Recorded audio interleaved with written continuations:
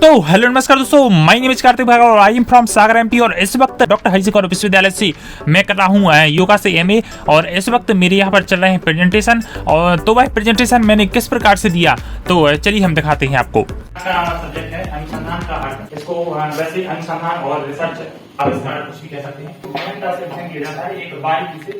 पहले मौलिक तौर से किसी वस्तु को देखा जाता है, उसके बाद इसका गहराई से उसका छोटे के पॉइंट को देखा जाता है, तभी जाके वो रिसर्च हमारी बन पाती है। सबसे बड़ी चीज इसमें यह है कि इसका ज्ञान होना बहुत ही आवश्यक है। जैसे वैज्ञानिक आविष्कार होते हैं तो उसमें पढ़ाई की जरूरत पड़ती है, और कुछ आविष्कार ऐसे होते हैं कि जिनमें व्यवहारिक ज्ञान की आवश्यकता पड़ती है। उसको आधार पे अच्छे से रिसर्च किया सकते हैं। सबसे बड़ी इसमें चीज ये है कि धीरे धीरे जब कोई चीज में हम आगे बढ़ते जाते हैं तो वो चीजें आसानी समझ में आती हैं।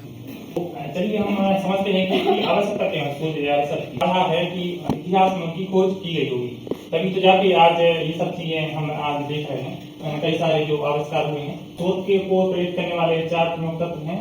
अज्ञात को जानने की जिज्ञासा। जब कोई अज्ञात चीज है उसको जानने की इच्छा प्रकट की जाती है तो उसमें रिसर्च की जाती है। खोज में सबसे बड़ी चीज ये है कि इसमें भौतिकता को ध्यान में न रखते हुए इसको गहनता से उसका अध्ययन किया जाता है।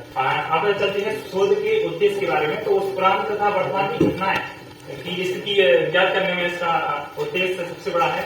और चुनी हुई घटना की प्रकृति गठन उन्हें जो भी वो घटनाएं हैं उनसे संबंधित घटनाओं का से संबंध मतलब जो किसी चीज के बारे में खोज की जाती है तो उसका जो दूसरी चीज से रिलेटेड भी करना पड़ता है कभी कभी, तब जाकर इसकी खोज की जा सकती है। यदि हम एक ही दिशा में किसी भी खोज के बारे में अध्ययन करेंगे तो वो संभव नहीं हो पाएगा कि उसके बारे में आगे हम कोई चीज नहीं निकाल पाएंगे। इसके बाद सफल शोधकर्ता क्या होता है? सफल शोधकर्ता वह होता है जो नए आविष्कार नए सत्य की खोज में तत्पर है। यानी कि कोई भी खोज के बारे में हमें जानने की इच्छा है और एक दिशा में उसके बारे में गहन चिंतन करें तो व्यवहारिक रूप से भी उसका ज्ञान बहुत ही आवश्यक है। आज का परिवेश है उसमें किस प्रकार से जरूरत है, डिमांड है, किस प्रकार से हम खोज कर सकते हैं। और जो पुरानी जो सत्य है धर्म का पाखंड जो है पूरा है तो उसके बारे में नए ढंग से जनता को पब्लिक को बताना आग्रह करना कि ये सत्य नहीं है, ये बल्कि ये इसके स्पष्टीकरण प्रकट कर सकते हैं खोज के द्वारा। इससे उनका जो अंधविश्वास है उसकी आंखों से पर्दा उनका दूर हो सकेगा। शोध के कई प्रकार हैं, जैसे मात्रात्मक शोध अनुसंधान होता है तो इसमें मात्राओं से संबंधित जो मैथमेटिकली जो है उससे आधार पर इसका रिसर्च की जाती है। जैसे अर्थशास्त्र है। किसी की भी इंसान के दिमाग में जब ये बात आती है कि ये आखिर क्यों हो रहा है, उसके बाद ये चीजें ये खोज होती हैं तो इसको गुणात्मक खोज कहा जाता है। इसके बाद गुणात्मक अनुसंधान से तात्पर्य ये है कि समय परिस्थितियों के अनुसार उसका प्रस्तुतिकरण किया जाता है। जो आज की जरूरत है, डिमांड है, उसके आधार पर इसकी खोज की जाती है। दूसरा विश्लेषणात्मक अनुसंधान। इसमें शोधकर्ता जो है योग में अनुसंधान की आवश्यकता क्यों है?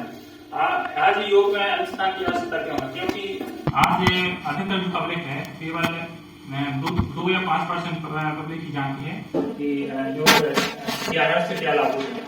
उसमें गहन चिंतन की आवश्यकता है कि लोगों को इसके बारे में आगे की जा सके नहीं के द्वारा, क्योंकि हम ऐसे तो कर नहीं सकते कि कहीं चौराहे पे खड़े हो जाए और बस वहां से योग के बारे में बताने लगे। क्योंकि जब किसी चीज के बारे में ज्ञान होगा तभी तो हम आगे लोगों को आगाह कर पाएंगे।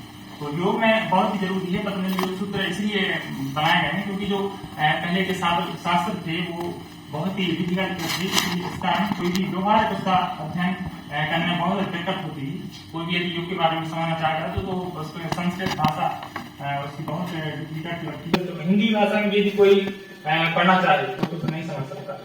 और इस कारण पतंजलि योग सूत्र का और भगवद गीता में भी भगवान श्री कृष्ण ने बताया है बहुत ही व्यवहारिक तरीके से।